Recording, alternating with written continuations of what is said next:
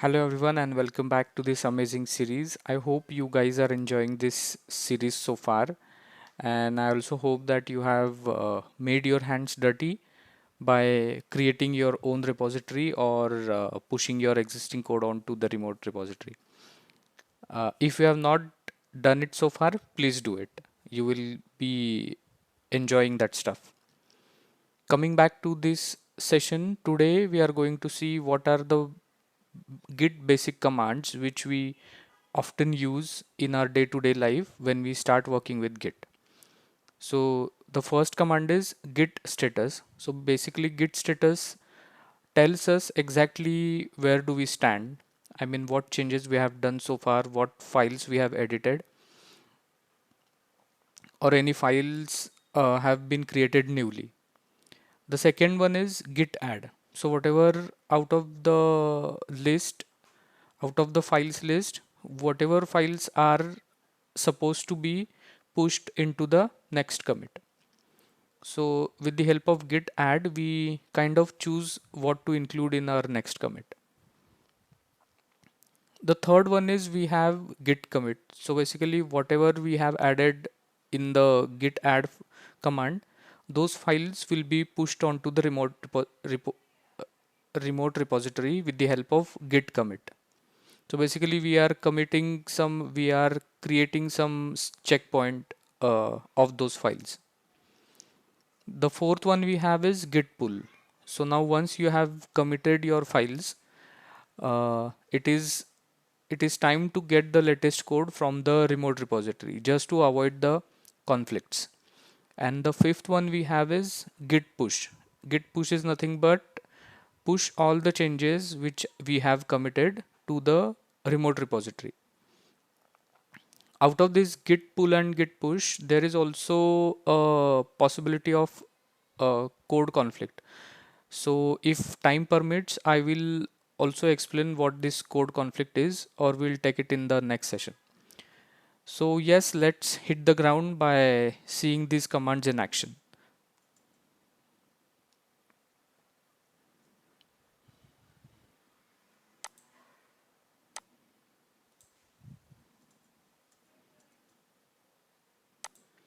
This is our code editor. As usual, I have opened the project in the Visual Studio Code. The first command that we will look at is git status, right?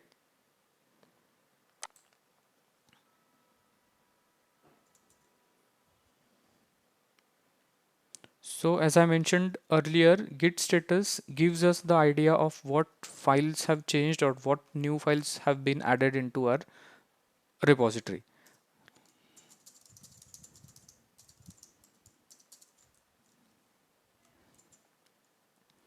So in the existing 2.txt, I have added this new line. This is a new line. And with that, I will also create a new file, that is 3.txt.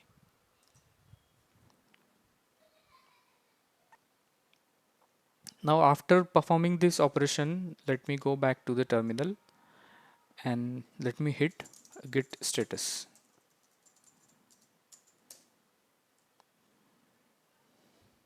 Okay, so as we can see, git status give us the exact idea of where do we stand. So what I mean by that is, here in the log we can see that 2.txt was modified. We added one line in this file, and this is the new file that we have created, that is 3.txt. Along with git status, if we append this git status by -s, then it gives us all the details in the short description. What I mean by that is, let me show it to you.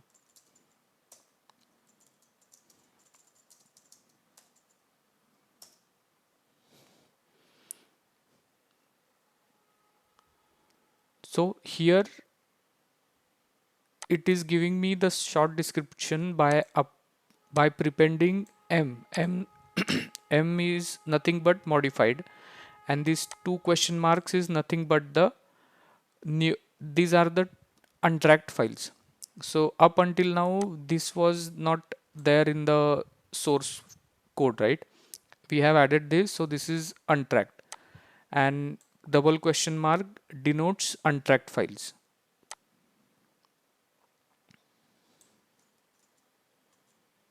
After making the changes, I will do one thing. I'll also add some text in the 1.txt file.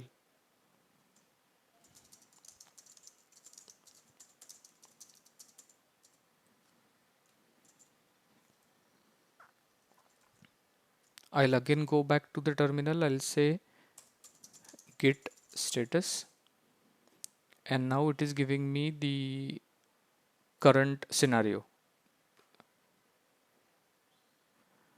Now out of these three files, now I have to decide which files will be the part of my next commit. So for that, what I'll do, let me clear my console. The next command that we are going to look at is git add. So basically git add allows us to choose what files going to be the part of the next commit. So first I'll say git status, and then if I want to add all files, then I would say git add capital A or git add dot, like here I have mentioned. If I want to add all the files, I'll say git add dot or git add capital A. And if I want to include files by not all files I want to push, but I want to pick files and push it, then I'll say git add and the specific file name. So here what I'll do is git add,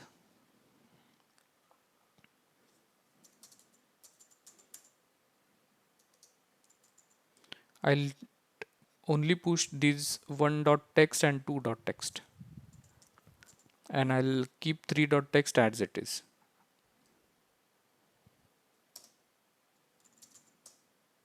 Now after doing so, let me do git status again. Right, so what we are doing is we are making the file changes which are supposed to be in the next commit. Now after this git add, the next command that we have is git commit. So basically git commit will allow us to enter a message and then save that checkpoint for the next push.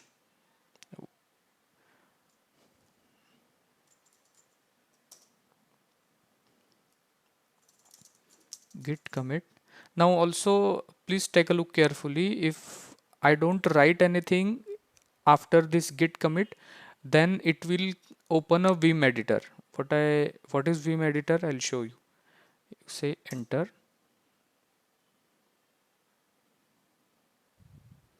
So this is nothing but the Vim editor. This is the place where we need to write the commit message and then exit from it. So for now what I'll do is I'll write some message.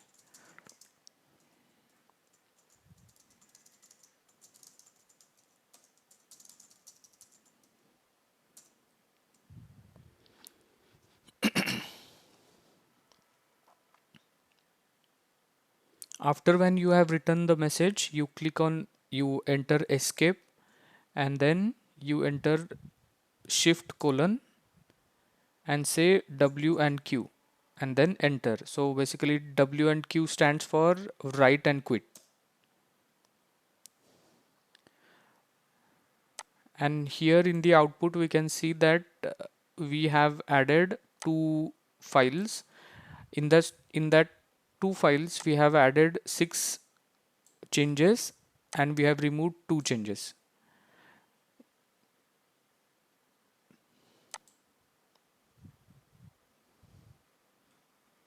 Now once we exit from Vim editor, you come to know that okay, the message that we wanted to add has to be something different. Then for that we have git commit dash dash amend space dash m. So basically it will allow us to amend the previously committed message. Let's try and do that. Git commit dash dash amend dash m. This is the fix for, say, git commands.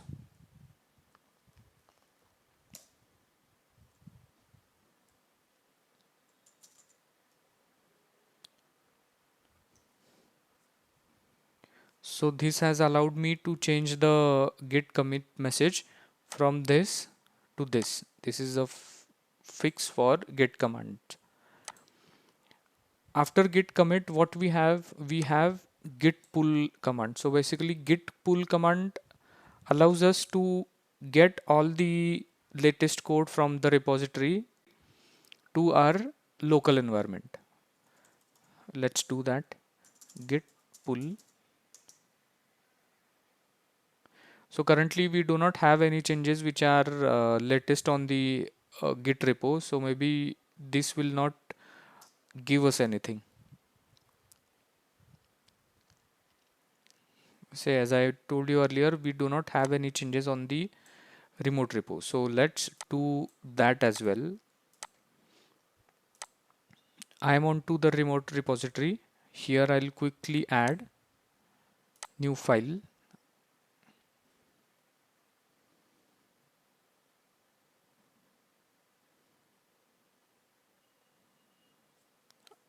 The name of the file I'll say as 4.txt.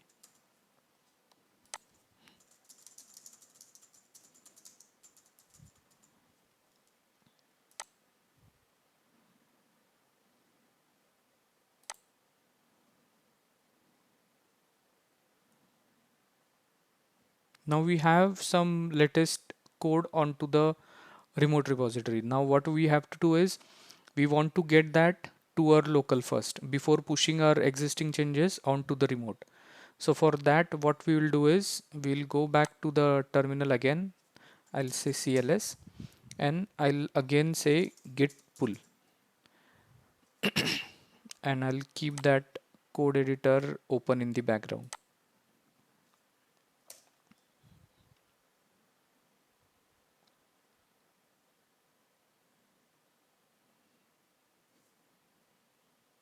As soon as I hit git pull, this has given me the 4.txt file from the report repository. Now this is the part of our local repository.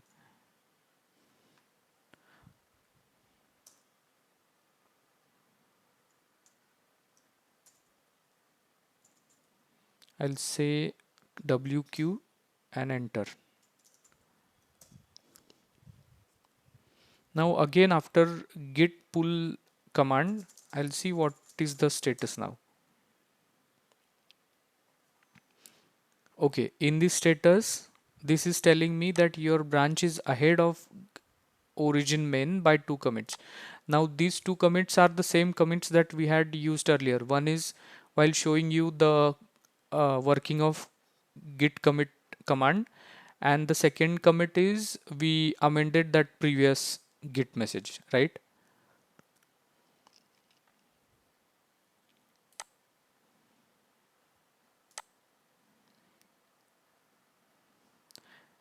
We are done with git pull.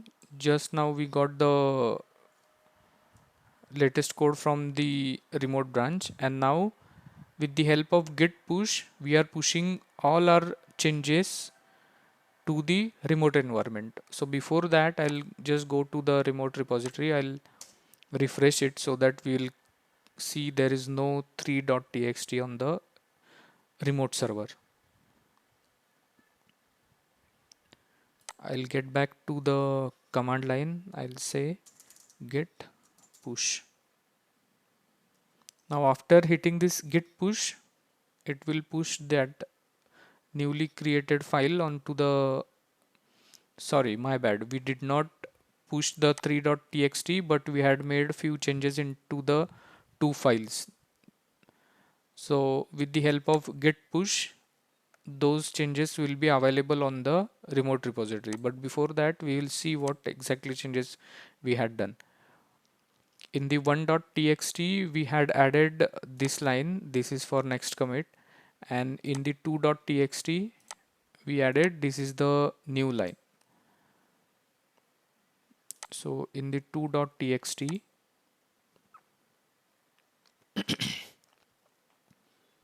we can see that this is the new line. This is the code that we had done on the, or this is the changes we had done onto the local environment. And here also we can see that 5 minutes ago we had committed this change.